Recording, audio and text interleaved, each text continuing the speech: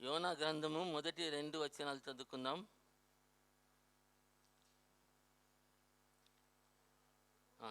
యెహోవా వాక్కు అమిత్తై కుమారుడైన యోనాకు ప్రత్యక్షమై ఈలాగు సెలవిచ్చెను.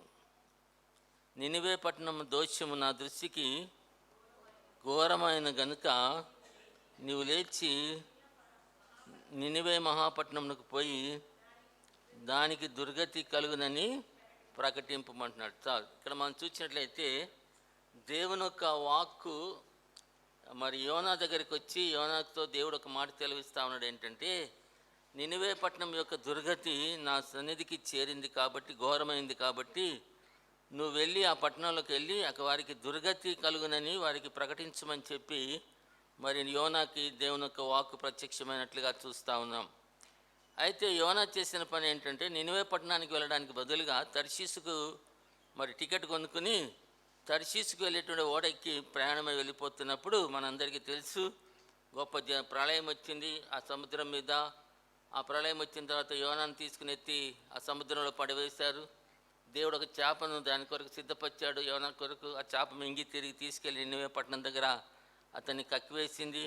అప్పుడు వెళ్ళి 3 దినాలు ప్రయాణం చేసి మరి యోనా వారికి ప్రకటించినప్పుడు 120,000 మంది 120,000 మంది ప్రజలు వారందరూ కూడా తగ్గించుకొని ప్రభునందు విశ్వాసం ఇచ్చినట్లుగా దేవుని యొక్క వాక్యంలో మనం చూస్తూ ఉన్నాం. అయితే ఇక్కడ మనం చూసినట్లయితే యోనా పట్ల దేవునికి ఒక మంచి ప్రణాళిక కలిగి ఉన్నట్లుగా గమనించారు. చూడండి, ఆ దినాలు ఇశ్రాయేల్ అనేక మంది జనాలు ఉన్నారు, కానీ మరి అమిత్తై కుమారుడైనటువంటి యోనా దగ్గరికి మాత్రమే దేవుని యొక్క వాక్యం ప్రత్యక్షమై యోనాను దేవుడు ఏర్పాటు చేసుకున్నట్లుగా మనం చూస్తూ ఉన్నాం. యోనాను దేవుడు అంటే యోనా సామాన్యమైనటువంటి మానవుడే, కానీ దేవుడు యోనాను ఒక ప్రవక్తగా ఏర్పాటు చేసుకొని యోనాను బట్టి దేవుడు ఏమనమాట ఆయన తన కార్యాన్ని జరిగించాలని చెప్పి దేవుడు ఆశపడుతూ వచ్చాడు.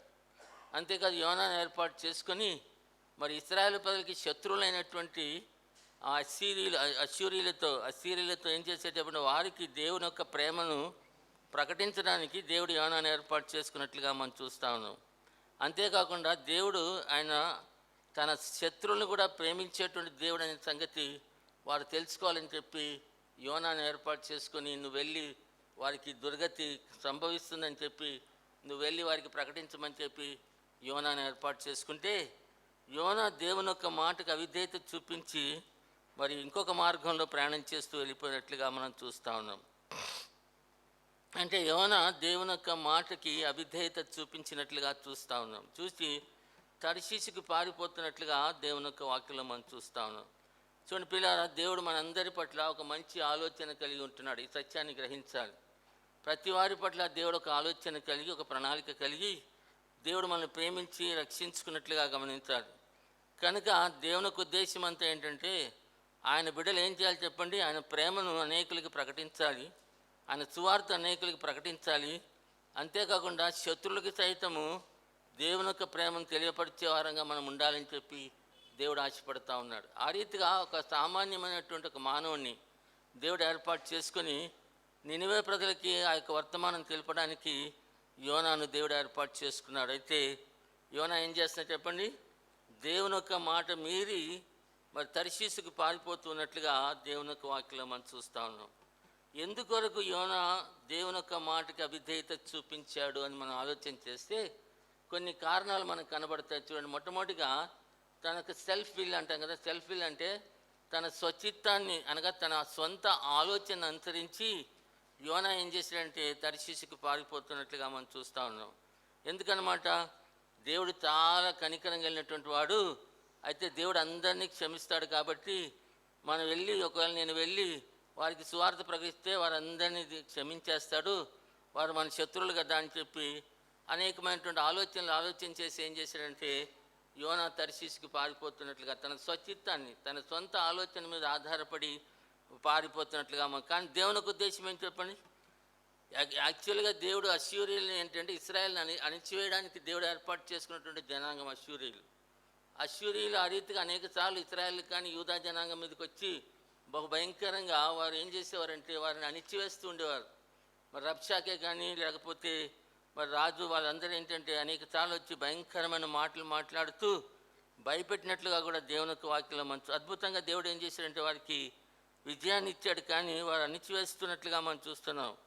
కనుక అటువంటి ప్రజల దగ్గరికి నేను ఎందుకు వెళ్ళాలని చెప్పి తనలో తాను ఆలోచన చేసుకుని ఏం చేశాడంటే అతడు తరిశీసుకు పారిపోతున్నట్లుగా మనం చూస్తాం. చాలాసార్లు దేవునికి ఉద్దేశము, దేవునికి ప్రణాళిక, దేవునికి ఆలోచన ఒకటైతే మనం ఏం చేస్తూ ఉంటామంటే మన సొంత ఆలోచనతో మన ఆలోచన అనుసరించి నడుచుకోవడాన్ని బట్టి దేవుని యొక్క చిత్తము మన జీవితాల్లో నెరవేర్చబడకుండా తప్పిపోతుందని చెప్పి ఈ సమయంలో గమనించాలి.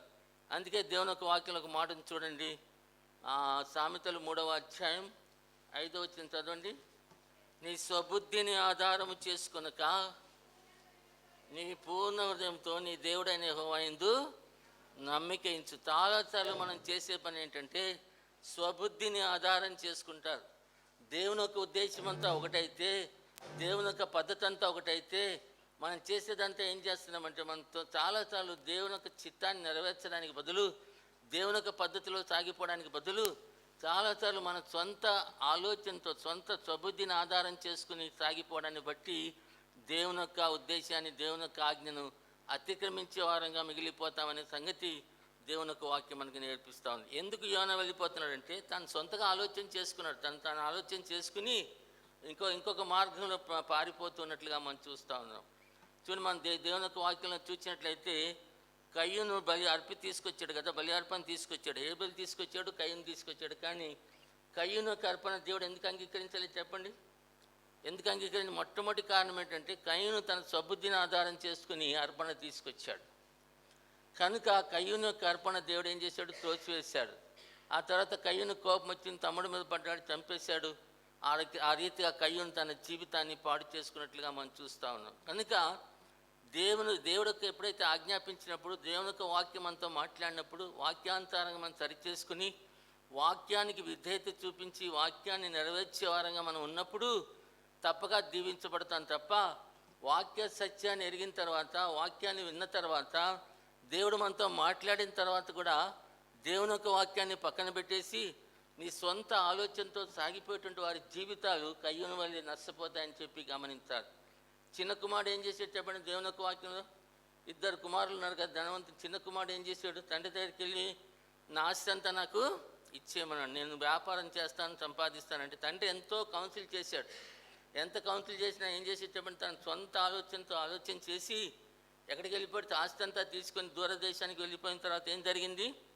సమస్తాన్ని కూడా పోగొట్టుకున్నాడు. ఆఖరికి పందులు తినే పొట్టు తినడానికి కూడా అర్హత లేనటువంటి వాడుగా మిగిలిపోయినట్లుగా మనం చూస్తూ ఉన్నాం పిల్లారా. కనుక స్వబుద్ధి అనేటువంటిది చాలా భయంకరమైనటువంటి విషయం అని చెప్పి ఈ సమయంలో గమనించాలని నేను కోరుతాను. ఎందుకంటే చాలామంది యవనస్తులు స్వబుద్ధిని ఆధారం చేసుకుంటారు. వారు ఎంత వాక్యం విన్నా సరే, దేవుని యొక్క వాక్యం ఎంతగా ఘోషిస్తున్నా సరే, సూటిగా దేవుని యొక్క వాక్యం మాట్లాడుతున్నా సరే ఏం చేస్తున్నారంటే వారి జీవితాల్ని మార్చుకోలేక, వారి పరిస్థితుల్ని మార్చుకోలేక, వారి సొంత ఆలోచనల మీద ఆధారపడి, వారి సొంత ఆశల మీద ఆధారపడి దేవుని నిర్లక్ష్యం చేసేటువంటి వారు అనేక మంది ఉన్నట్లుగా మనం చూస్తూ ఉన్నాం. ఎంతమంది ఆ రీతిగా స్వబుద్ధిని ఆధారం చేసుకునేవారు ఉన్నారు. దేవుని యొక్క వాక్యం సత్యము, దేవుని యొక్క వాక్యము సారాంశం సత్యము. వాక్యం అనేటువంటి జీవితాన్ని చక్కని మార్గాల్లో వర్ధిల్లి చేసే మార్గాల్లో నడిపిస్తుంది. ఎవరు వాక్యాన్ని అనుసరించదు. నీకు చేతనైతే అనుసరించడానికి నీకు శక్తి సరిపోతే దేవుని అడిగితే శక్తి ఇచ్చి ప్రభా నీ మార్గంలో నీ వాక్యాన్ని అనుసరించి నడిపించమంటే ఈ దినాలు ఏమైపోతుంది? అనేక మంది ఏం చేస్తున్నారు చెప్పండి? వారి సొంత ఆలోచన అనుసరించి నడుచుకునేవారు చాలామంది ఉన్నారు పిల్లలు. ఆ రీతిగా నడుచుకోవడాన్ని బట్టి వారి జీవితాలు నష్టపోతాయి. కయ్యూను తన జీవితాన్ని పోగొట్టుకున్నాడు. కయ్యూను ఏమైపోయాడు చెప్పండి? కయ్యూను నష్టపోయి దేవుని సందులోంచి బయటికి వెళ్ళగొట్టబడినట్లుగా మనం చూస్తాం. చిన్న కుమారుడు ఏమైనా చెప్పండి? ఆఖరికి పందులు తినే పొట్టు దగ్గరికి వెళ్ళాడు. అది తినడానికి కూడా ఆ పందులు గెంటేసాయి. అంత భయంకరమైనటువంటి నీచమైన పరిస్థితికి వెళ్ళిపోయాడు.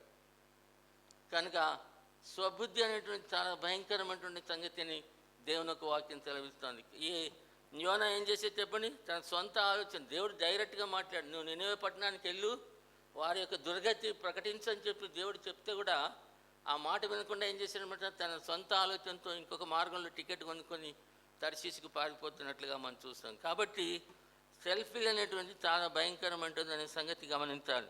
ఆ తర్వాత రెండవ మాట, ఎందుకొరకు మరి యోనా పారిపోతున్నాడని మనం ఆలోచన చేసినట్లయితే, యోనాకి తన దేశం మీద దేశభక్తి, పేట్రియాటిజం అంటాం కదా, దేశభక్తి చాలా గొప్పదనమాట. యోనాలో ఉన్నటువంటి దేశభక్తి ఎందుకనమాట, మరి ఇశ్రాయేలు ప్రజల్ని కానీ యూదా జనాంగాన్ని కానీ అశ్వరీయులు వచ్చి భయంకరంగా వారిని బాధపెడుతూ ఉండేవారు, భయంకరంగా వారిని బాధపెడుతూ ఉండేవారు. కాబట్టి ఇటువంటి భయంకరమైనటువంటి శత్రువులైనటువంటి ఈ అశ్వరీయుల దగ్గరికి వెళ్ళి, ఈ నినివే పట్టణస్తుల దగ్గరికి వెళ్ళి వాక్యం చెప్తే దేవుడు ప్రేమగలవాడు కదా, ఆయన మార్చేస్తాడని చెప్పి తన మనసులో అనుకొని ఏం చేశారనమాట, అక్కడ వెళ్లకుండా చూడండి 4వ అధ్యాయం మొదటి వచ్చిన కొన్ని మాటలు చదవండి. యోనా దీన్ని చూచి బహు చింతాక్రాంతుడై కోపగించుకొని, యెహోవా నేను నా దేశమందు ఉండగా ఇట్లు జరుగునని నేను అనుకుంటుని కదా, అందువలననే నువ్వు కటాక్షమును జాలియు బహుశాంతమును అత్యంత కృపగల దేవుడవండి పశ్చాత్తాపడి కీడు చేయటం మానదు అని నేను తెలుసుకొని దానికి ముందుగానే తర్షీసునకు పారిపోతున్నాను. అంటే ఏంటన్నమాట, ఏమనుకున్నాడు చెప్పండి, నేను వెళ్ళి వారికి చెప్తే వారు ఏం చేస్తారనమాట, తప్పక మారు మనసు పొందుతారు. దేవుడు ఎంతో ప్రేమ గలవాడు, జాలి గలవాడు, కనికరం గలవాడు, క్షమించేవాడు. కాబట్టి వారందరినీ క్షమించేస్తారు, వారందరూ బాగుపడిపోతారని ఏమనుకున్నాడు అనమాట యోనా. తన దేశభక్తిని ఆధారం చేసుకుని నా ప్రజల్ని బాధ పెట్టిన వారు రక్షించబడకుండా ఉండాలనేటువంటి ఒక ఆలోచనతో ఏం చేశారనమాట, పారిపోతున్నట్లుగా మనం చూస్తూ ఉన్నాం. ఆ తర్వాత 3వ మాట మనం ఆలోచన చేసినట్లయితే, యోనా మరి నినివే ప్రజలు రక్షించబడడంలో యోనాకు భారం లేనటువంటి వాడుగా ఉంటున్నాడు. నినివే ప్రజలు నశించిపోతున్నారంటే వారు రక్షించబడాలనేటువంటి ఆలోచన ఎవరికి లేదనమాట, యోనాకు లేదు. వెళ్తే తప్పక రక్షించబడతారనేటువంటి ఆలోచన, ఆ విషయం తెలిసి కూడా ఏం చేస్తున్నారు చెప్పండి, వారు నశించిపోవాలని ఆశపడ్డాడు, కానీ వారు రక్షించబడాలని చెప్పి ఆశపడలేదు. ఎందుకంటే అటువంటి భారము అతనిలో లేనట్టుగా మనకు కనబడుతూ ఉంటుంది. ఆ తర్వాత ఇంకా అందుకే ఏం చేసేది చెప్పండి, అటువంటి భారం లేదు కాబట్టి ఏమైపోయాడు, ఓడ అడుగు భాగానికి వెళ్ళిపోయి ఏం చేస్తున్నారు చెప్పండి, అక్కడ గాఢ నిద్రపోతున్నట్లుగా మంచు భయంకరమైన నిద్రపోతూ ఉన్నాడు. మరి గొప్ప ప్రళయం వచ్చింది, ఓడంతా ఇటు అటు ఊగిపోతూ ఉంది. ప్రజలందరూ భయంకరంగా మరి బాధపడుతూ ఉన్నారు, భయపడుతూ ఉన్నారు. అయితే చూడండి, ఇది అక్కడ మాట చూడండి, 6వ వచనం చదవండి, మొదటి అధ్యాయం. కాబట్టి నావికులు భయపడి తమ తమ దేవతలను ప్రార్థించి ఓడ చిలుకన చేటకై అందులోని సరుకులను సముద్రంలో పారవేసి, అప్పటికి యోనా ఓడ దిగువ భాగమునకు పోయి పండుకొని గాఢ నిద్రపోయి ఉండెను. అప్పుడు ఓడ నాయకుడు అతని వద్దకు వచ్చి, ఓయి నిద్రపోతా, నీకేమి వచ్చింది, లేచి నీ దేవుని ప్రార్థించమంటున్నాడు. ఏమన్నా అంటే ఏమాత్రం చింత లేదు, నిశ్చింతగా ఏం చేస్తున్నా చెప్పండి, ఓడ అడుగు భాగానికి వెళ్ళిపోయి చక్కగా హ్యాపీగా పడుకొని నిద్రపోతున్నట్లుగా మనం చూస్తా ఉన్నాం పిల్లరా. అంటే ఏమాత్రం కూడా ఆ చింత లేనటువంటి పరిస్థితి. అందుకే దేవుని యొక్క వాక్యంలో ఒక మాటను చూడండి, ఆమోస గ్రంథం 6వ అధ్యాయం 1 వచనం చదవండి. ఆమోస గ్రంథం 6వ అధ్యాయం 1 వచనం. సియోనులో నిర్విచారంగా ఉన్న వారికి శ్రమ, షోమ్రోను పర్వతం మీద నిశ్చింతగా ఉన్నవారికి శ్రమ. కాబట్టి సియోనులో నిశ్చింతగా ఉన్నవారికి, షోమ్రోను పర్వతం మీద నిశ్చింతగా ఉన్నవారికి ఏంటంట శ్రమ. కాబట్టి యోనాకి ఏం కలిగింది చెప్పండి, అతనికి శ్రమ కలిగినట్లుగా దేవుని యొక్క వాక్యంలో మనం చూస్తాం. కనుక ఎందుకొరకు పారిపోతున్నాడంటే స్వచిత్తాన్ని ఆధారం చేసుకుని ఆలోచన చేసుకున్నాడు. రెండవది ఏంటంటే తన దేశభక్తిని ఆధారం చేసుకున్నాడు. మూడోది ఏంటంటే ఆ ప్రజలు రక్షించబడాలని ఏమాత్రం ఆశ లేదు కాబట్టి నిశ్చింతగా ఉన్నాడు. కాబట్టి అతడు వెళ్ళిపోయి నిద్రపోతున్నట్లుగా మనం చూస్తూ ఉన్నాం. కనుక ఈ రీతిగా మనం ఆలోచన చేసినట్లయితే యోనా ఏం చేసేది చెప్పండి, అవిధేయత చూపించి స్ట్రైట్గా దేవుని యొక్క వాక్కు యోనా దగ్గరికి వచ్చి యోనాతో మాట్లాడినప్పటికీ కూడా దేవుని యొక్క మాటను తిరస్కరించి అవిధేయత చూపించి ఇంకొక మార్గంలో వెళ్ళిపోతున్నట్లుగా మనం చూస్తా ఉన్నాం పిల్లలు. అయితే దేవుడు విడిచిపెట్టే దేవుడు కాదు కనుక ఏం చేసేది చెప్పండి, ది సావరానిటీ ఆఫ్ గాడ్ అంటాం కదా. దేవుడు ఎంత సార్వభౌముడు అంటే ఆయన వేసిన ప్రణాళిక నెరవేర్చడానికి తప్పక ఆయన తన కార్యాలు జరిగిస్తూనే ఉంటాడనే విషయాన్ని గమనించాలి. ఇక్కడ మనం చూసినట్లయితే దేవుని వాక్యం మనం చూస్తే ఏం జరిగింది, ఆ యొక్క ఆ సముద్రంలో ఏం జరిగిందనమాట. కాబట్టి 3వ వచనం 4వ వచనం చదవండి. అయితే యెహోవా సముద్రం మీద గొప్ప గాలి పుట్టింపగా సముద్రమందు గొప్ప తుఫాన్ రేగి ఓడ బద్దలైపోవు గతి ఎవరు లేపారట? ఈ తుఫాన్ని లేపింది ఎవరు చెప్పండి? అయితే యెహోవా ఏం చేశారట చెప్పండి? సముద్రం మీద పెద్ద గాలి పుట్టింపగా సముద్రమందు గొప్ప తుఫాన్ రేగి ఆ ఓడ బద్దలైపోయే గతి వచ్చినట్లుగా మనం చూస్తాం. అంటే దేవుడు ఏం చేశాడనమాట, ఎప్పుడైతే యోనా అవిధేయత చూపించాడో, అవిధేయత చూపించడాన్ని బట్టి వచ్చేటువంటి నష్టం ఏంటి చెప్పండి? అవిధేయత చూపించడాన్ని బట్టి వచ్చే నష్టం ఏంటంటే మొట్టమొదటిగా గొప్ప అపాయం కలిగినట్లుగా దేవుని యొక్క వాక్యంలో మనం చూస్తాం. ఎప్పుడైతే దేవుడు మాట్లాడినప్పుడు దేవుని మాట వినకపోయినట్లయితే జరిగేటువంటి సంగతి ఏంటంటే అనేకమైనటువంటి అపాయాలకి మనం గురవుతామనేటువంటి సంగతి దేవుని యొక్క వాక్యం నేర్పిస్తూ ఉంది. ఒక మాట సామెతల గ్రంథం 1వ అధ్యాయం 24వ వచనం చదవండి. నేను పిలువగా మీరు వినకపోతిరి, నా చేయి చాపగా ఎవరునూ లక్ష్య పెట్టకపోతిరి, నేను చెప్పిన బోధ ఏమీ మీరు వినక త్రోసివేస్తిరి, మీరు గద్దింపగా లోబడకపోతిరి, కాబట్టి మీకు అపాయం కలిగినప్పుడు నేను నవ్వెదను, మీకు భయం వచ్చినప్పుడు నేను అపహాస్యం చేసేదను. భయం మీ మీదికి తుఫాను వలె వచ్చినప్పుడు, సుడిగాలి వచ్చినట్లు మీకు అపాయం కలిగినప్పుడు, మీ కష్టమును దుఃఖమును కలిగినప్పుడు నేను అపహాస్యం చేశాను. కనుక ఏంటి, దేవుని యొక్క మాటకు అవిధేయత చూపించే వారి మీదకి ఏమొస్తుంది చెప్పండి? తుఫాను వలె సుడిగాలి వలె అపాయం వస్తుందనేటువంటి సంగతి దేవుని యొక్క వాక్యం తెలివిస్తూ ఉంటుంది. కనుక ఇక్కడ యోనా ఏం చేస్తున్నా చెప్పండి? దేవుడు సూటిగా మాట్లాడాడు, స్ట్రైట్గా మాట్లాడాడు, చక్కగా అర్థమయ్యే రీతిగా మాట్లాడాడు. మాట్లాడిన తర్వాత కూడా ఏం జరిగింది చెప్పండి? తాను దేవుని యొక్క మాటను అవుట్ రైట్గా ఏం చేశాడు? రిజెక్ట్ చేసి దేవుని చిత్తానికి భిన్నంగా పారిపోతున్న సమయాల్లో దేవుడు ఏం తీసుకొచ్చాడు? యెహోవా సముద్రం మీద గొప్ప తుఫాన్ తీసుకొచ్చాడు. అనేక మంది జీవితాల్లో కష్టాలు, బాధలు, తుఫాన్లు రావడానికి కారణం ఏంటంటే వారి జీవితాల్లో దేవునికి అవిధేయత చూపించేవారుగా జీవిస్తారు. కాబట్టి వారి జీవితాల్లో తుఫాన్లు, అపాయాలు వారికి కలుగుతున్నట్లుగా మనం చూస్తూ ఉన్నాం. దేవుడు ప్రేమతో మాట్లాడతాడు, చేతులు చాపుతాడు, గద్దిస్తాడు, బోధిస్తాడు. అనేక రకాలుగా ప్రభు మనం పిలుస్తూ ఉంటాడు, అనేక రకాలుగా దేవుడు దర్శిస్తూ ఉంటాడు, అనేక రకాలుగా దేవుడు మాట్లాడుతూ ఉంటాడు. కానీ ఈ రోజుల్లో మనుషులు తమ పాపాన్ని, తన అవిధేయతను విడిచిపెట్టుకోలేక ఈ చెవితో వింటున్నారు, ఈ చెవితో విడిచిపెట్టేస్తున్నారు. కానీ దేవుని యొక్క వాక్యం ఏం సెలవుతుంది చెప్పండి? అనుకోనటువంటి సమయంలో ఒక గొప్ప తుఫాన్ లేదా ఒక గొప్ప అపాయం నీ మీదకి వస్తుంది, నీ కుటుంబం మీదకి వస్తుంది. ఆ రోజు మాత్రం నువ్వు మొరపెడితే మాత్రం దేవుడు మాత్రం నీ ప్రార్థన వినడు. సిద్ధమేనా చెప్పండి?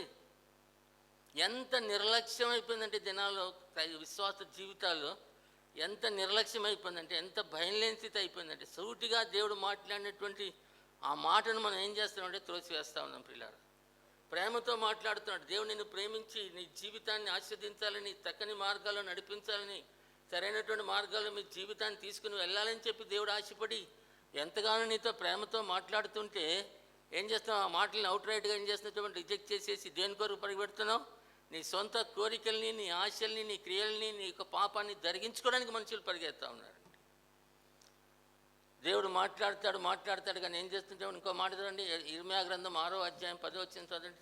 విందురని నేను ఎవరితో మాట్లాడుదును, ఎవరికి సాక్ష్యం ఇచ్చేదను, వారు వినుటకు తమ మనసుని సిద్ధపరచుకున్నారు కనుక వినలేకపోయి, ఇదిగో వారు యెహోవా వాక్యమందు సంతోషం లేని వారై దాన్ని తృణీకరించెదరు. కావున నేను యెహోవా క్రోధముతో నిండి ఉన్నాను, దాన్ని అంచుకొని నేను విసికి ఉన్నాను అంటున్నాడు. కనుక ఏమన్నట్టు? విందులని ఎవరితో మాట్లాడుదని, ఎవరికి సాక్ష్యం ఇచ్చేదను, వారు వినడానికి తమ మనసునట సిద్ధపరచుకోరట. ఎందుకంటే వారు యెహోవా వాక్యమందు వారికి ఏం లేదనమాట, సంతోషం లేదు. ఈ దినాల్లో మన సంతోషం అంతా మన ఇష్టానుసారంగా జీవించడంలో మన సంతోషం అంతా ఉంది. మన కోరుకున్నవన్నీ చేయడంలో మన సంతోషం ఉంది. మన ఆశలు తీర్చుకోవడంలో సంతోషం ఉంటుంది. లేకపోతే పనికి మాలినటువంటి లోకంలో జీవించడానికి సంతోషం ఉంటుంది, కానీ దేవుని యొక్క వాక్యం అంటే మాత్రం సంతోషము లేదు. దేవుని యొక్క వాక్యం సజీవమైనటువంటి జీవం కలిగినటువంటి దేవుని యొక్క వాక్యాన్ని విసర్జించేటువంటి వారు, దేవుని యొక్క వాక్యాన్ని తోసివేసేటువంటి వారి జీవితాలు ఏమైపోతాయి? ఇదో యెహోవా క్రోధంతో నిండి ఉన్నాను, అంచుకుంటున్నాను. ఒకరోజు ఏం చేస్తాడు చెప్పండి? దేవుడు వారి మీదకి ఆ ఉగ్రత కుమ్మరించాడంటే మాత్రం ఎవరు తప్పించుకునే అవకాశం లేనే. కనుక యోనా జీవితంలో ఏం జరిగింది చెప్పండి? ఎప్పుడైతే దేవుని యొక్క మాట అవిధేయత చూపించాడో, యెహోవా సముద్రం మీద ఏం తీసుకొచ్చాడు? గొప్ప తుఫాన్ తీసుకొచ్చాడు. ఎందుకు కలిగిందంటే యోనాను బట్టి మాత్రం వాళ్ళు చీట్లు వేస్తారు. ఎవరి వలన ఈ అపాయం మనకు వచ్చిందని చీట్లు వేస్తే ఎవరి మీద, ఆఖరికి ఎవరి మీదకి వచ్చిందా చీటి? యోనా మీదకి వచ్చింది. యోనా మీదకి వస్తే యోనా ఏమన్నాడు? నేను హెబ్రీల దేవుడు సేవించేవాడిని, నేను నా వలనే ఇది కలిగింది కాబట్టి నన్ను ఎత్తి సముద్రంలో పడవేయండి అంటాడు. అంటే తన స్థితి ఏంటో తను అర్థం చేసుకున్నాడు. తనను బట్టి ఆ ప్రళయం వచ్చిందనే సంగతి అర్థం చేసుకుని ఏమన్నట్టు చెప్పండి? ఇంకా చచ్చిపోదామని, సూసైడ్ చేసుకుందామని చెప్పి నన్ను తీసుకెళ్ళి ఆ సముద్రంలో ఇచ్చిరేయండి, నేను చచ్చిపోతాను అనుకున్నాడు. కానీ దేవుడు ప్రేమ గలవాడు కాబట్టి ఏం చేసేది చెప్పండి? అక్కడ ఏముంటుంది? ఒక మత్స్యమును దేవుడు, అది కూడా దేవుడే ఏర్పాటు చేసినట్లుగా దేవుని యొక్క వాక్యంలో మనం చూస్తాను. 15 వచ్చిన చదవండి. యోనాను ఎత్తి సముద్రంలో పడవేయగానే సముద్రం పొంగకుండా ఆగెను. ఇది చూడగా ఆ మనుషులు యెహోవాకు మిగిలిన భయపడి ఆయనకు బలి అర్పించి మొక్కుబళ్ళు చేసిరి. గొప్ప మత్స్యం ఒకటి యోనాను మృంగవలనని యెహోవా నియమించి ఉండగా యోనా 3 దినములు ఆ మత్స్యం యొక్క కడుపులో ఉండేను అంటున్నాడు. కనుక దేవుడు మరలా ఏం చేసేది చెప్పండి?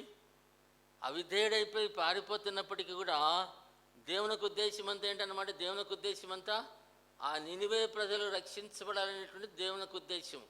కానీ యోనా ఆ ఉద్దేశాన్ని ఏం చేస్తున్నాడు? దానికి వ్యతిరేకంగా పారిపోతున్నప్పటికీ దేవుడు ఏం చేశాడనమాట? యోనాను వెంబడించి గొప్ప తుఫాన్ తీసుకొచ్చాడు. చీటి వచ్చి యోనా పేరు మీద పడింది. యోనా అన్నాడు కదా, నన్ను ఎత్తి సముద్రంలో పడవేయమన్నారు. పడవేయగానే సముద్రం అంతా నిమ్మలం అయిపోయింది. ఆ తర్వాత ఒక గొప్ప మత్స్యాన్ని యెహోవా ఏర్పాటు చేసి ఏం చేసేది చెప్పండి?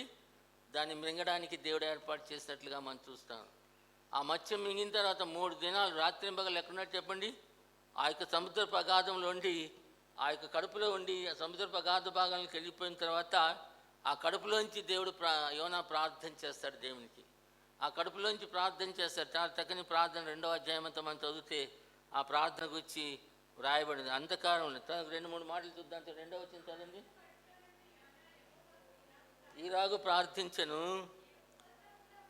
నేను ఉపద్రవంలో ఉండి యెహోవాకు మనవి చేయగా ఆయన నాకు ప్రత్యుత్తరం ఇచ్చెను. పాతాళ గర్భంలో ఉండి నేను కేకలు వేయగా నా ప్రార్థన అంగీకరించి ఉన్నాడు. నీవు నన్ను అగాధమైన సముద్రంలో పడవేసి ఉన్నావు. నా ప్రవాహములు నన్ను చుట్టుకొని ఉన్నవి. నీ తరంగములు కరులను నన్ను కప్పి ఉన్నవి. నీ సన్నిధిలో నేను వెలియబడినను నీ పరిశుద్ధాలయం తట్టు మరలా చూచదని అనుకుంటుని. ప్రాణాంతం వచ్చువంతక జనములు నన్ను చుట్టుకొని ఉన్నవి. సముద్రగాధము నన్ను ఆవరించినది. సముద్రపు నాచు నా తల చుట్టుకొని ఉన్నది. నేను మరెన్నటికి ఎక్కి రాకుండా భూమి యొక్క గడియలు వేయబడి ఉన్నవి. పర్వతముల పునాదులు నేను దిగి ఉన్నాను. నా దేవా యెహోవా, నీవు నా ప్రాణమును కూపంలో ఉండి పైకి రప్పించి ఉన్నావు. అంటే ఎటువంటి పరిస్థితి అంటే ఇంకా మరలా తిరిగి బ్రతుకుతాననేటువంటి ఆలోచన లేకుండా ఆ చేప గర్భంలో ఉండి ఏం చేస్తున్నా చెప్పండి? యోనా దేవునికి ప్రార్థన చేస్తూ ఉన్నాడు. ప్రభా, నేను ప్రార్థన చేసినప్పుడు దేవుడు ఏం చేసి చెప్పండి? దేవుడు పాతాళ గర్భము నుండి నేను కేకలు వేయగా నీవు నా ప్రార్థన అంటే దేవుడు ఎక్కడైనా సరే, ఎటువంటి పరిస్థితిలో ఉన్నా సరే, ఆ ఎటువంటి స్థితిలో పారిపోతున్నప్పటికీ, దేవునికి అవిధేయత చూపించినప్పటికీ దేవుని ప్రేమ ఎంత గొప్పదంటే ఆయన వైపు చూచి ప్రార్థన చేసినప్పుడు ఆయన మన ప్రార్థనలు ఆలకించేవాడు. పశ్చాత్తాపడినప్పుడు, తప్పు తెలుసుకున్నప్పుడు దేవుని దగ్గరకు వచ్చి ప్రార్థన చేసినట్లయితే దేవుడు తప్పక మన ప్రార్థన ఆలకిస్తాడనే సత్యము ఈ వాక్య భాగం నేర్పిస్తాను. కనుక యోనా ప్రార్థన చేశాడు, గడియలన్నీ మూయబడ్డాయి, ఇక నేను మరలా బ్రతుకుతాననేటువంటి ఆశ నాలో లేదు. అయినప్పటికీ కూడా ప్రాణాంతం వచ్చినంతగా జలములు నన్ను చుట్టుకొని ఉన్నప్పటికీ ప్రార్థన చేసినప్పుడు దేవుడు ఏం చేసి చెప్పండి, యోనా ప్రార్థన దేవుడు ఆలకించినట్లుగా మనం చూస్తాను. ప్రేమ వారలారా, ఎంత భయంకరమైన దుస్థితికి వెళ్ళిపోయినా సరే, ఎంత అవిధేయతలో జీవిస్తున్నా సరే, ఎన్ని పరిస్థితులు, కష్టాలు, బాధలు, ఇబ్బందులు వచ్చి అగాధంలో చీకట్లో ఉన్నప్పటికీ ఆ చీకట్లోంచి, సముద్ర అగాధం నుంచి, ఆ యొక్క చేప గర్భాన్ని నుంచి ప్రార్థన చేసినప్పుడు యోనా ప్రార్థన దేవుడు అంగీకరించినట్లుగా చూస్తూ ఉన్నాం. కనుక ఒకవేళ నీ పరిస్థితి ఆ రీతిగా ఉన్నట్లయితే ఈ సమయంలో ఆ చీకట్లోంచి, అగాధం నుంచి దేవునికి నువ్వు ప్రార్థన చేస్తే నీ ప్రార్థన దేవుడు ఆలకిస్తాడనే ఒక సత్యము ఈ వాక్య భాగం మనకి నేర్పిస్తూ ఉంది. ఎందుకంటే ఒకవేళ దేవుడు ప్రార్థన ఆలకించకపోయినట్లయితే యోనా జీవితం ఏమైపోయి చెప్పండి, ఆ సముద్ర గర్భంలో, ఆ యొక్క చేప గర్భంలో ఏమైపోయాడు, నశించిపోయాడు. దేవుడు ఎంత ఆలోచన చేశాడంటే, చేప మింగినప్పటికీ కూడా ఆ చేప కడుపులో యోనా మరి డైజెస్ట్ కాకుండా ఏం చేసేది చెప్పండి, దేవుడు ఏర్పాటు చేసినట్లుగా మనం చూస్తా ఉన్నాం. అంటే నీ పట్ల దేవుడికి నువ్వు అవిధేయత చూపించినప్పటికీ, పారిపోతున్నప్పటికీ, దేవునికి వ్యతిరేకంగా జీవించినప్పటికీ ఇంకా దేవుడు మనల్ని ప్రేమించే దేవుడు అనే సత్యము ఈ వాక్య భాగాన్ని బట్టి నేర్చుకోవాలి. ఇంకా దేవుడు ప్రేమించి ఏం చేసేది చెప్పండి, ఆ చేప గర్భంలో ఎటువంటి రసాయనాలు వచ్చి అతన్ని డైజెస్ట్ చేయకుండా అదనమాట, అది ఆ గడుపులో అరిగిపోకుండా ఏం చేశాడు అనమాట, దేవుడు కాపాడినట్లుగా మనం చూస్తాం. 3 రాత్రులు 3 పగలు ఉన్నాడంటే ఆల్మోస్ట్ ఏమైపోవాలి చెప్పండి, డైజెస్ట్ అయిపోయి వచ్చేసేయాలి. కానీ దేవుడు ఆ రీతిగా చేయకుండా ఏం చేశాడనమాట, దాన్ని ఆపి ఏం చేశాడు, అక్కడి నుంచి మరి తర్వాత దేవుడు చేపకి అక్కడ కిందికి వచ్చిన తర్వాత ఏంటంటే అంతలో 10వ వచనం, అంతలో యెహోవా మత్స్యమునకు ఆజ్ఞ ఇయ్యగా అది యోనాను నేల మీద కక్కివేసినట్టు. అంటే అవిధేయత వలన వచ్చేటువంటి భయంకరమైనటువంటి నష్టం అనేటువంటిది ఇక్కడ వ్రాయబడినట్లుగా మనం చూస్తా ఉన్నాం పిల్లలు.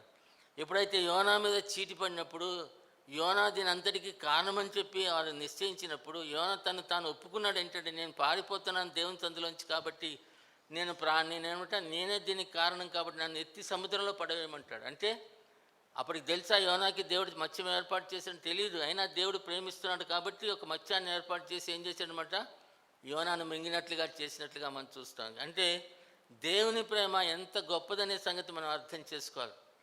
అంటే దేవుడు ఒక ఉద్దేశించాడు, దేవునికి ఆలోచన ఏమైందనమాట, నినివే ప్రజలు రక్షించబడాలి కాబట్టి దేవుడు యోనాకు ఆజ్ఞ ఇచ్చాడు, నువ్వు వెళ్ళి ప్రకటించమన్నాడు. కానీ పారిపోతున్నాడు. ఎన్నో పారిపోతున్నప్పటికీ, అవిధేయత చూపించినప్పటికీ, అనేక ప్రళయాలు వచ్చినప్పటికీ అయినా కూడా తప్పించి మరలా ఏం చేసేది చెప్పండి, ఆ మత్స్యమునకు ఆజ్ఞగా అదేం తీసుకెళ్ళి ఎక్కడ పడుతుందనమాట, ఆ నినివే పట్టణం దగ్గర ఆ ఒడ్డున కక్కివేసినట్లుగా మనం చూస్తూ ఉన్నాం.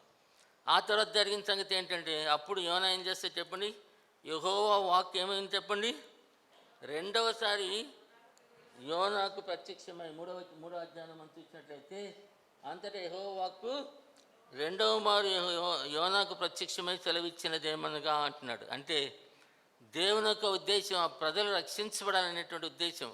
వారు ఇశ్రాయేలు ప్రజల్ని బాధ పెట్టినటువంటి వారు, బహుభయంకరంగా దేవుని దూషించినటువంటి రబ్షాకి అయితే దేవుని నామాన్ని ఎత్తి ఎంతగా దూషిస్తాడంటే, ఆ యొక్క హిజ్కియా ప్రార్థన చేసినప్పుడు, హిజ్కియా దినాల్లో ఏం జరుగుతుంది చెప్పండి, ఆ యుద్ధానికి వచ్చి యూదా జనాంగం మీదకి యుద్ధానికి వచ్చి ఎన్ని మాటలు మాట్లాడతాడో, దేవుని ఎంతగా కించపరిచి మాట్లాడదు. అయినప్పటికీ దేవుని ప్రేమ శత్రువుల పట్ల ఎంత గొప్పదంటే, మరలా రెండవ మారు తన వాక్కుని ఏం చేసేది చెప్పండి, యోనాకు పంపించి, యోనాను మరలా ఏమంటాడు చెప్పండి, నువ్వు వెళ్ళి ఏమన్నట్టు చదవండి అక్కడ, నువ్వు లేచి నినివే పట్టణంకి మహాపురంకు పోయి నేను నీకు తెలియచేయు సమాచారం వారికి ప్రకటన చేయమన్నాడు. కాబట్టి యోనా ఏం చేస్తున్నప్పుడు లేచి 3 దినాలు ప్రయాణం చేసి నినివే పట్టణానికి వెళ్ళి ఏం బోధ చేశాడండి, ఒకే ఒక మాట. ఏం బోధ చేశాడు, మీకు చదవండి అక్కడ,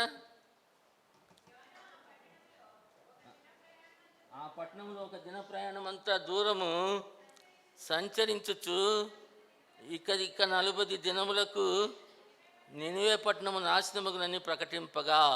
అంతే, మీ పట్టణం అంతా కూడా నాశనం అయిపోతుంది 40 రోజులు. అంటే ఏం చేశారు చెప్పండి, ప్రజలందరూ కూడా ఏం చేశారు, వాళ్ళు ఎంత కూడా తగ్గించుకొని నినివే పట్టణస్థులు దేవుని యందు విశ్వాసం ఉంచి, మొట్టమొదటిగా అంటాడనమాట, నినివే ప్రజలు దేవుని యందు విశ్వాసం ఉంచి ఉపవాస దినం చాటించి గనులేమి అల్పులేమి అందరూ గోనె పట్ట కట్టుకొని ఆ సంగతి నినివే రాజునకు వినపడినప్పుడు అతడును తన సింహాసనం మీద నుండి దిగి తన రాజ్యవస్త్రాలు తీసుకొని గోనె పట్ట కట్టుకొని బూడిదలో కూర్చుండేనంటున్నాడు. అంటే వారు తమను తాము తగ్గించుకొని ఉపవాసం ఉండి మరి దేవుని వైపు చూసినట్లుగా మనం చూస్తా ఉన్నాం. తద్వారా ఏం జరిగింది చెప్పండి? ఆ మహాపట్నం అంతా కూడా రక్షించబడింది. దాదాపు 120,000 మంది ప్రజలు ఒక్క మాటతో ఏమైపోయారు చెప్పండి? వారందరూ కూడా ప్రభునందు విశ్వాసం ఇచ్చినట్లుగా దేవుని యొక్క వాక్యం సెలవిస్తూ ఉంది పిల్లారా. అంటే దేవునికి నశించిపోయే ఆత్మల పట్ల ఎంత భారం కలిగినటువంటి వాడంటే, వారి శత్రువులు దేవుని ప్రజలకు వ్యతిరేకమైనటువంటి వారు అయినప్పటికీ కూడా దేవుని ప్రజలను ఎంతో బాధ పెట్టినటువంటి వారు. వారిని శిక్షించడానికి బదులుగా ఏం చేసేది చెప్పండి? దేవుడు ఆ నినివే ప్రజలు అంటే బహు క్రూరమైనటువంటి ఆ సైన్యం ఏదంటే నినివే అంటే అశూరియులు చాలా భయంకరమైనటువంటి క్రూరులు. దేవునికి వాక్యం మాట ఉంటుంది చూడండి.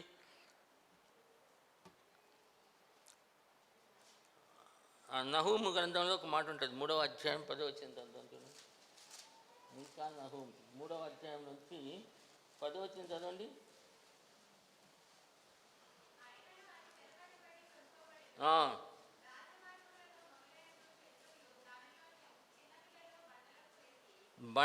బండలకు వేసి కొట్టి చంపిరి.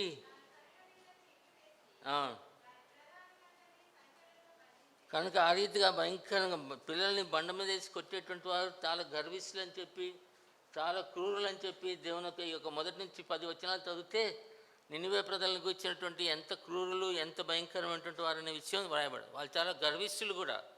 రబ్షాకే మాట్లాడిన మాటలన్నీ కూడా ఎటువంటి మాటలు చెప్పండి? గర్వంతో కూడినటువంటి మాటలు. ఆ దేవత ఏం చేసింది, ఈ దేవత ఏం చేసింది, ఆ దేవత ఓడిపోయింది, ఈ దేవత ఓడిపోయింది, మీ దేవుని నమ్ముకుంటే అతని రాజు మాట వినొద్దు మీరు అని ఏం చేసేది చెప్పండి? రకరకాలుగా గర్విష్టిగా మాట్లాడుతూ వచ్చినట్లుగా మనం చూస్తూ ఉన్నాం.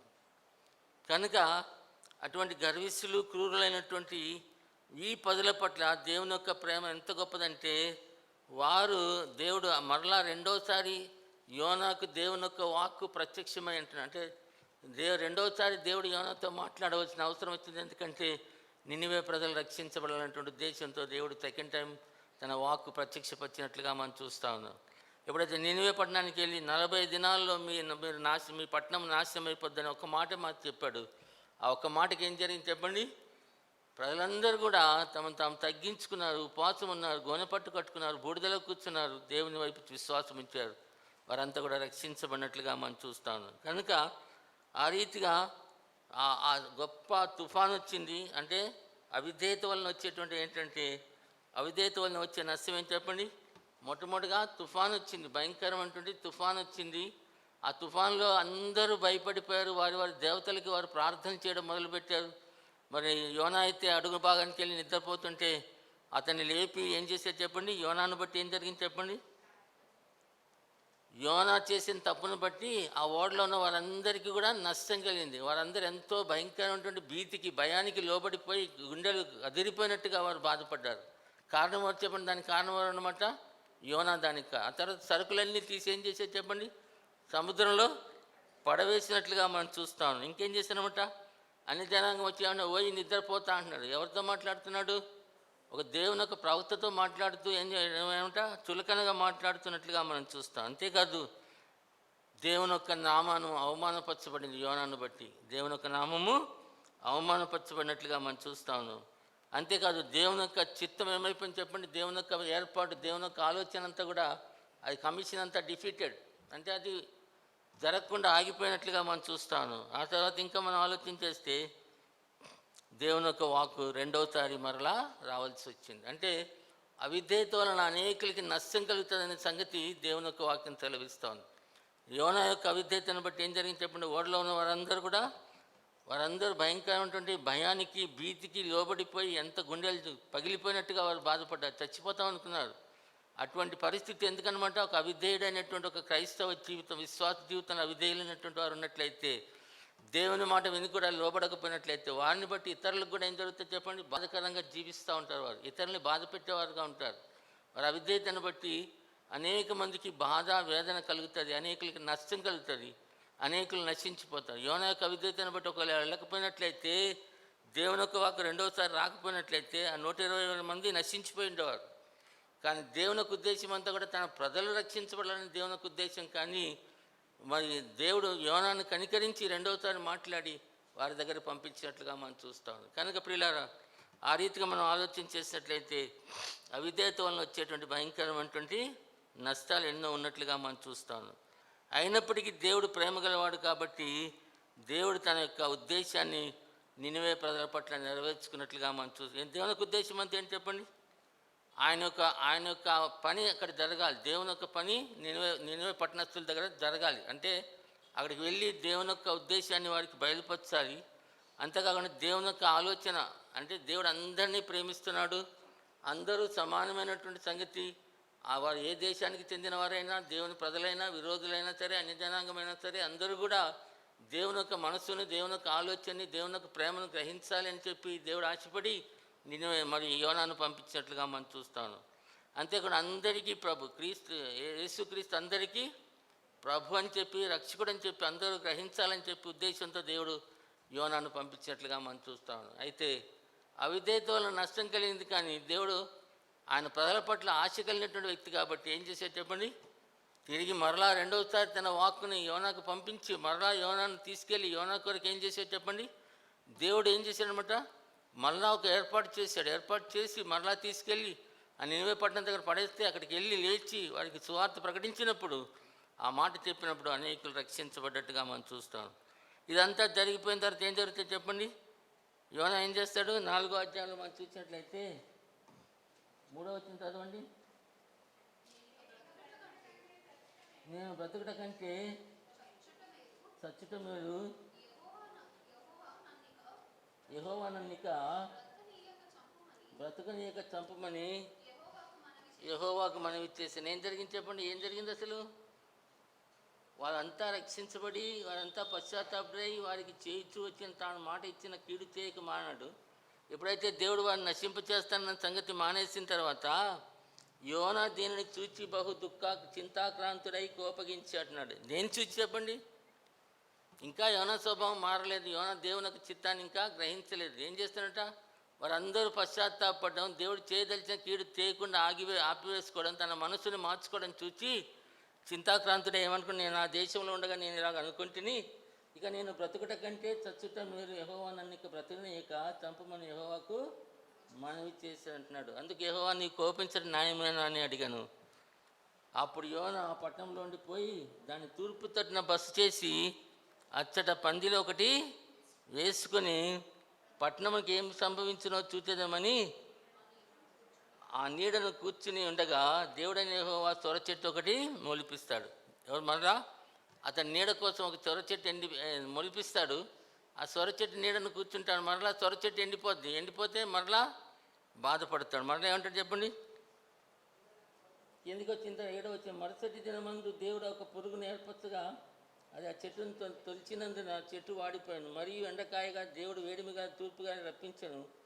యోనా తలకి ఎండ దెబ్బ తగలగా అతడు సొమ్మసిల్లి బ్రతుకుట కంటే చచ్చుట నాకు మేలు అనుకున్నాను. అంటే మరలా అంటే నేను చచ్చిపోతాను అంటాడు. అప్పుడు దేవుడు ఈ సొర చెట్టును గురించి నువ్వు కోపించడం న్యాయమా అని యోనాను అడగగా, యోనా ప్రాణము పోవునంతగా కోపించట న్యాయమే అంటాడు. అందుకే యెహోవా నువ్వు కష్టపడినను పెంచకుండా ఒక రాత్రిలో పుట్టి పెరిగి ఒక రాత్రిలో వాడిపోయినటువంటి తొర చెట్టు విషయంలో నువ్వు విచారిస్తున్నావే, అయితే 120,000 కంటే ఎక్కువైనటువంటి కుడి ఎడమలుగా ఎరిగినటువంటి ప్రజలు బహు పశువులుగా ఈ నినివే మహాపట్టణ విషయంలో నేను విచారపడవద్దా అని యోనాతో. కనుక దేవుని ఉద్దేశం అంతా ఏంటి చెప్పండి? దేవుని ఆలోచన అంతా నశించిపోయేటువంటి ఆత్మలు రక్షించబడాలనేటువంటిది ఉద్దేశం. నశించిపోతున్నటువంటి వారు ఎటువంటి వారైనా సరే, శత్రువులైనా సరే, భ్రష్టులైనా సరే, ఏ పరిస్థితిలో ఉన్నప్పటికీ కూడా ప్రతి వారు రక్షించబడాలి. అందుకే దేవునికి వాక్యం అందరూ అంతటను రక్షించబడాలని చెప్పి దేవుడు ఏం చేస్తాడు చెప్పండి? ఆలస్యం చేస్తున్నట్లుగా మన దేవునికి వాక్యంలో మనం చూస్తాం. కనుక ప్రతి వారు రక్షించబడాలని దేవుని ఆశపడుతూ ఉన్నాడు. కాబట్టి ఆ రక్షణ కొరకు ఏం చేశాడనమాట? యోనాకి రెండవసారి తన వాక్కు ప్రత్యక్షమై మనకు అన్ని ఏర్పాట్లు చేశాడు. ఈ కార్యమంతా మనం ఆలోచన చేస్తే దేవుని యొక్క సార్వభౌమత్వం అనేటువంటి చాలా చక్కగా అర్థమవుతుంది. ఎప్పుడైతే తుఫాన్ రేపు ఏం చేశాడు? యోనాను సముద్రంలో పడవేయగానే ఏం చేశాడనమాట? ఒక మత్స్యాన్ని ఏర్పాటు చేశాడు. మత్స్యం కడుపులో సేఫ్గా ఉంచాడు. తిరిగి తీసుకెళ్ళి మత్స్యానికి ఆర్డర్ ఇస్తే, ఆజ్ఞ ఇస్తే ఏం చేసింది? నిన్నవే పట్టణం యొక్క ఒడ్డున కక్కివేసింది. ఆ తర్వాత దేవుడే ఒక సొర చెట్టు మొలిపించాడు, పెరిగించాడు. దేవుడే సొర చెట్టుకి ఒక పురుగును ఈ రీతికి ఇవన్నీ ఏం చూస్తున్నాయి చెప్పండి? దేవుడు తన సార్వభౌమత్వంలో ఏం చేస్తాడనమాట?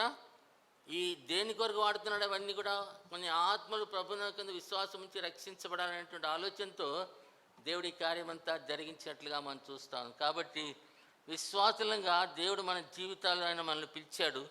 విశ్వాసులంగా రక్షించబడిన ప్రతి విశ్వాసి కూడా చేయగలిగింది ఏంటంటే మనందరం కూడా ప్రవక్తలమే. ఎందుకు పిలువబడ్డాని చెప్పండి? మనందరికీ తెలుసు కదా. 1 పేతురు 2వ అధ్యాయం 9వ వచనం చదవండి.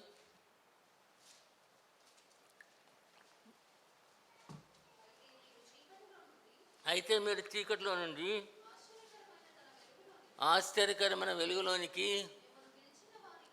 మిమ్మల్ని పిలిచిన వాని గుణాతిశయములను ప్రచురము చే నిమిత్తము ఏర్పరచబడిన వంశమును, రాజులైన యాజక సమూహమును, పరిశుద్ధ జనమును, దేవుని సొత్తైన ప్రజలనై ఉన్నారు. కనుక దేవుని యొక్క వాక్యం అంటే మనం అందరినీ కూడా రక్షించబడిన ప్రతి విశ్వాసి కూడా ఏంటంటే దేవుడు ఏర్పాటు చేసుకున్నటువంటి రాజులైనటువంటి యాజక సమూహంగా దేవుడు ఏర్పాటు చేసుకున్నాడు. కాబట్టి ప్రతి విశ్వాసి మీద దేవుడు పెట్టినటువంటి బాధ్యత ఏంటంటే నువ్వు వెళ్ళి వారికి దుర్గతి సంభవిస్తుందని చెప్పి నువ్వు ప్రకటించమని చెప్పేటువంటి బాధ్యత. నశించిపోతున్నటువంటి ఆత్మల కొరకు ప్రయాసపడేటువంటి బాధ్యత ప్రతి విశ్వాసి మీద దేవుడు పెట్టినట్లుగా గమనించాలి. ఎంతమంది ఈ యొక్క ఆలోచన కలిగి జీవిస్తున్నారో నాకైతే తెలియదు. కానీ దేవుడు ఒక రోజున ఏంటంటే ఆయన ఉద్దేశం అంతా నిన్ను రక్షించుకొని, నిన్ను ప్రేమించి, నీ కొరకు ప్రాణం పెట్టి, ఆఖరి రక్తం చిందించి ఆ ప్రభుని నిన్ను ఏర్పాటు చేసుకునే ఉద్దేశం ఏంటంటే నిన్ను బట్టి కొన్ని ఆత్మలు ప్రభు వైపు తిప్పబడాలనేటువంటి ఉద్దేశంతో దేవుడు ఏర్పాటు చేసుకున్నాడు. దాన్ని బట్టి ఇది ఏ రీతిగా యోనాతో దేవుడు డీల్ చేస్తూ వచ్చాడో నీ జీవితంలో కూడా అనేక సార్లు కష్టాలు వచ్చినాయి, బాధలు వచ్చినాయి, ఇబ్బందులు వచ్చినాయి, చాలా క్లిష్టమైన పరిస్థితులు వచ్చినా సరే దేవుడు విడిపిస్తూ నేను మరలా మాట్లాడుతూ మరలా దర్శిస్తూ నీవు దేవుని యొక్క ఉద్దేశం నీ జీవితంలో నెరవేర్చాలనేటువంటి ఉద్దేశంతో దేవుడు నేను ఏర్పాటు చేసుకుని నడిపిస్తా ఉన్నట్టు. ఆ ఉద్దేశాన్ని గ్రహించి దేవుని చిత్తానికి లోబడినట్లయితే దీవించబడతావు, లేకపోయినట్లయితే ఏం జరుగుతుంది చెప్పండి? నష్టపోతామనే సంగతి దేవుని యొక్క వాక్యం సెలవిస్తాను. కనుక పిల్లరా, అల్టిమేట్గా ఈ యొక్క సారాంశం అంతా ఏంటంటే యోనాను దేవుడు ఏర్పాటు చేసుకున్న ఉద్దేశం ఏంటంటే యోనా అవిధేయత చూపించాడు. యోనా దేవుని మాటకు వ్యతిరేకంగా పారిపోతా ఉన్నాడు. పారిపోతున్నప్పటికీ కూడా ఏంటంటే మరలా పట్టుకుని తీసుకొచ్చి ఆయన ఉద్దేశాన్ని నెరవేర్చుకున్నట్లుగా మనం చూస్తా ఉన్నాం. కనుక మన జీవితంలో మరి మనం పారిపోవడాన్ని బట్టి మనకు నష్టం కలుగుతుందేమో, పారిపోవడాన్ని బట్టి అనేకమైన శ్రమలు కష్టాలు వస్తున్నాయేమో, పారిపోవడాన్ని బట్టి అనేక సార్లు మన దేవునికి దూరంగా వెళ్ళిపోవడాన్ని బట్టి అనేకమైన ఫెయిల్యూర్స్ మన జీవితంలో కనబడుతున్నాయేమో ఒకసారి పరీక్షించుకొని తిరిగి ప్రభు వైపు చూస్తే ఏ రీతిగా చేప గర్భంలోంచి మరి యోనా ప్రార్థన చేశాడు, ఆ రీతిగా ప్రార్థన చేస్తే తిరిగి దేవుడు నిన్ను చూచి నేను ప్రార్థన ఆలకించి నిన్ను వాడుకుంటాడనే సంగతి దేవుని యొక్క వాక్యం మనకి నేర్పిస్తూ ఉంది. కనుక ప్రియమైన వారు, ఆ రీతిగా మన జీవితంలో దేవుని యొక్క ఉద్దేశాన్ని గ్రహించాలి, దేవుని యొక్క చిత్తాన్ని గ్రహించి దేవుని చిత్త ప్రకారంగా నడుచుకునే వారంగా ఉండాలని చెప్పి దేవుని యొక్క వాక్యం సెలవిస్తుంది. ఎందుకంటే ఈ పరిచయం అనేటువంటిది ప్రతి వారి మీద, ప్రతి విశ్వాసి మీద దేవుడు పెట్టినటువంటి బాధ్యత. ఎవ్వరు కూడా తప్పించుకోవడానికి వీలు లేదు. ఈ భయంకరమైనటువంటి ఆఖరి దినాలు మనం ఉంటున్నాం. పాపం భయంకరంగా విస్తరించిపోయింది, అక్రమం విస్తరించిపోయింది, పరిస్థితులన్నీ భయంకరంగా మారిపోయాయి. మన చుట్టుపక్కల ఉన్నటువంటి అనేకులు నశించిపోతూ ఉన్నారు. వారిని కూర్చున్నటువంటి భారం బాధ్యత దేవుడు మన మీద పెట్టాడు. మనల్ని పిలిచాడు. ఎందుకు పిలిచాడట? చీకటిలో ఉండి ఆశ్చర్యకరమైన వెలుగులోనికి మిమ్మల్ని పిలిచిన వాని గుణాతిశయములను ప్రచురము చేయ నిమిత్తం అన్నాడు. దేవుని ప్రేమ, దేవుడు శత్రువుని ప్రేమిస్తాడు, దేవుడు పాపిని ప్రేమిస్తాడు అన్నటువంటి సంగతి అనేకులకి ప్రకటించేటువంటి భారము బాధ్యత దేవుడు మన అందరి మీద పెట్టాడు. ఆ పని నువ్వు చెప్పక చేయాలి. చేయకపోతే ఏంటనమాట అవిధేయత. చేయకపోతే అనమాట అవిధేయులంగా మిగిలిపోతున్నామేమో ఒకసారి పరీక్షించుకోవాలి. తప్పగా నువ్వు సాక్ష్యం చెప్పాలి. యేసుప్రభుని గురించిన సాక్ష్యం ఇతరులతో పంచుకోవాలి, ఒక పత్రికలు పంచిపెట్టాలి. లేకపోతే ఏ విధము చేతనైనా కొందరిని ప్రభు వైపు త్రిప్పాలని దేవునికి ఉద్దేశం ఉంటుంది. అందుకే పౌలు అంటాడు, చూడండి ఏం చేస్తాడు, ఒక మాట అంటాడు, చక్కని మాట. దేవుని పరిచయ కొరకు వారు ఏం చేస్తారంటే చూడండి ఒకసారి 1 కొరింథీ 15వ అధ్యాయం 10 చదవండి.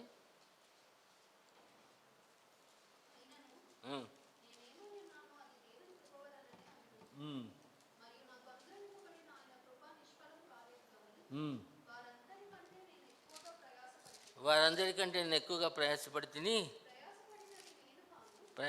నేను కాదు, నాకు తోడైన. అంటే ఎంతో ప్రయాసపడ్డాడు. ఆ ప్రయాసపడింది నేను కాదు, కానీ దేవుడు నాకు అనుగ్రహించిన కృప అంటాడు. ఇంకో మాట అంటాడంటే, వారి ప్రజలు 16వ అధ్యాయంలో 15 వచ్చింది కదండి. 16-15. స్టెఫన్ ఇంటి వారు ఆక యొక్క ప్రథమ ఫలమై ఉన్నారనియు, వారు పరిశుద్ధులకు పరిచర్య చేయుటకు తమ్మును తాము అప్పగించుకొని ఉన్నారనియు మీకు తెలియదు. పరిశుద్ధులకు పరిచర్య చేయడానికి తమను తాము ఏం చేశారట? అప్పగించుకున్నారట. అంటే కనుక తమను తాము ఏం చేశారటంటే చెప్పండి, పరిచర్య కొరకు వారు తమను తాము అప్పగించుకున్నట్లుగా మనం చూస్తా ఉన్నాం ప్రియుల. కనుక ఆ విశ్వాస యొక్క బాధ్యత ఏంటంటే దేవుని యొక్క పరిచర్య కొరకు అందుకే దేవుని యొక్క వాక్యం అంటాడు కదా, ఏమంటాడు చెప్పండి? ప్రభునందు మీ ప్రయాస వ్యర్థము కాదని ఎరిగి స్థిరులను కదలని వారును ప్రభు కార్యాభివృద్ధి అంది ఎప్పటికీ ఆసక్తులై ఉండడు అంటాడు. దేవుని యొక్క పరిచర్యలు ఎట్లా ఉండాలన్నమాట?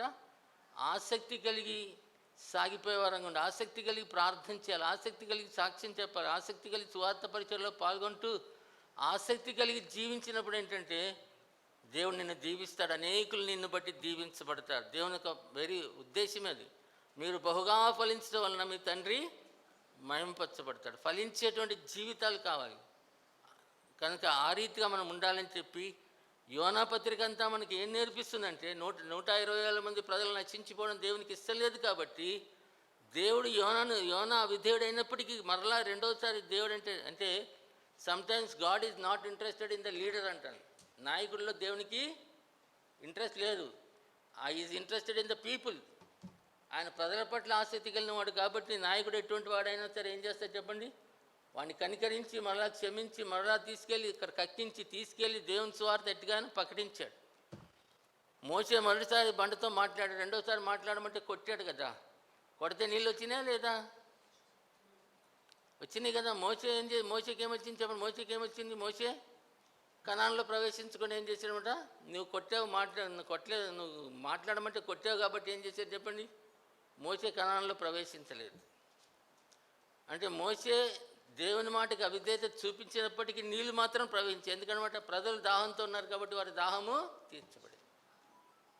ఆ రీతిగా మన జీవితాలు ఏంటంటే అటువంటి స్థితి మనం కలిగి ఉండాలని చెప్పి దేవుడు కోరుతా ఉన్నాడు. పిల్లలు మన జీవితాల్లో ఆ బాధ్యత కలిగినటువంటి వారంగా జీవించాలనే విషయాన్ని దేవుడు జ్ఞాపకం చేస్తాం. కనుక లేకపోతే అవిధేయత చూపిస్తే ఏమవుతుంది చెప్పండి? నష్టం కలుగుతుంది, అపాయం కలుగుతుంది. కనుక ఈ యొక్క ఉదయకాల సమయంలో యోనా జీవితాన్ని పరీక్షించినప్పుడు యోనా యొక్క పరిస్థితులంతా దేవుడు ఏర్పాటు చేసుకున్నాడు, పిలిచాడు. కానీ అవిధేయత చూపించాడు, నష్టపోయాడు, బాధ అనుభవించాడు. మరలా దేవుని వైపు చూశాడు, దేవుడు కనికరించాడు, వాడుకున్నాడు, దేవుని కార్యం దేవుడు అల్టిమేట్గా God has fulfilled his purpose. ఆయన యొక్క చిత్తాన్ని సంపూర్ణంగా నెరవేర్చుకున్నట్లుగా మనం చూస్తాం. అట్టి కృప దీవెన మనందరి జీవితాలు కూడా దేవుని చిత్తానికి లోబడి సాగిపోయేవారంగా ఉండాలని చెప్పి ఈ వాక్య భాగం మనకి నేర్పిస్తూ ఉంది. ప్రార్థన చేసుకుందాం.